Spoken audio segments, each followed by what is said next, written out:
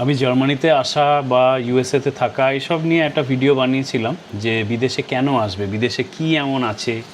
তো সেখানে আমি একবারও কম্পেয়ার করিনি যে ইন্ডিয়ার সাথে, যে ইন্ডিয়া বাজে, এটা ভালো, এসব বলিনি। আমি জাস্ট বলেছিলাম যে এখানে আসার পর আমি কি কি ভালো দেখেছি সেগুলো 3টে এক্সাম্পল দিয়েছিলাম। অ্যাজ ইউজুয়াল কিছু কিছু মানুষ আছে তাদের সহ্য হয় না, তো তারা অনেক কিছু বলেছে, হ্যাঁ ইন্ডিয়াতে ভালো নেই, কে বলেছে, যাই হোক, let's not get into that. কিন্তু আমি ভাবলাম যে আজকে তোমাদের উল্টো দিকটাও বলি, যে হ্যাঁ শুধু তো এখানে সবই ভালো তা তো না। তো এখানে আসার পর চ্যালেঞ্জেস বা যেটা মেন, অনেকে তোমরা আসতে চাও, তো তোমাদের এটা জানলে সুবিধে হবে যে এখানে এসে চ্যালেঞ্জেস বা ডিফিকাল্টিস কী কী ফেস করতে হবে। তো তার মধ্যে জার্মানিটা আমি বলছি, তার মধ্যে প্রথম হচ্ছে এখানে কালচার বা ওয়েদার। এখানকার এত অ্যাডভার্স ওয়েদার এখনও অবধি, মানে আমার 5-5.5 বছর হয়ে গেছে, এখনও অবধি আমি যখন অফিস যাই, এখানে তো মোটামুটি 2 মাস সামার থাকে, গরম থাকে, বাকি ম্যাক্সিমাম সময়টা গ্রে ওয়েদার, স্পেশালি বার্লিনে গ্রে ওয়েদার, একদম মেঘ করে রয়েছে, বৃষ্টি হচ্ছে, ঠান্ডা।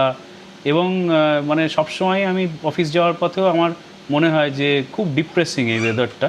সারা বছর এরকম একটা ওয়েদারে থাকা অতটা ইজি ব্যাপার না। সেকেন্ড হচ্ছে খাবার, খাবার দাবার আমাদের স্পেশালি বাঙালিদের তো খুব প্রিয় জিনিস। আমরা যে জায়গা থেকে এসছি সেখানে ওই রেগুলার কন্টিনেন্টাল খাবার, ওখানে মনে হতো খুব ফ্যান্সি যে কন্টিনেন্টাল খাবার খাই, কিন্তু এখানে সেটা মনে হয় না। অফিসেও এরকম কন্টিনেন্টাল খাবার দেয় রোজ, আর বিরক্ত হয়ে গেছি, মানে এখন আর ভালো লাগে না।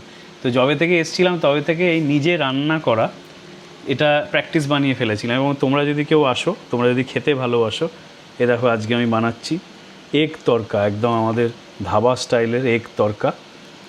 তো এই খাবারগুলো বানিয়ে খেতে হয়, তার কারণ কি এখানে প্রপার খাবার পাওয়া যায় না।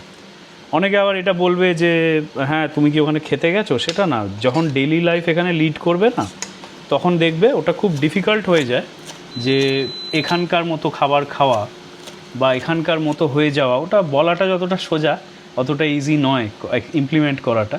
তো এখনও অবধি আমি এখানকার মতো হয়ে যেতে পারিনি, এখনও অবধি নিজের মতো খাবার বানিয়ে খাই।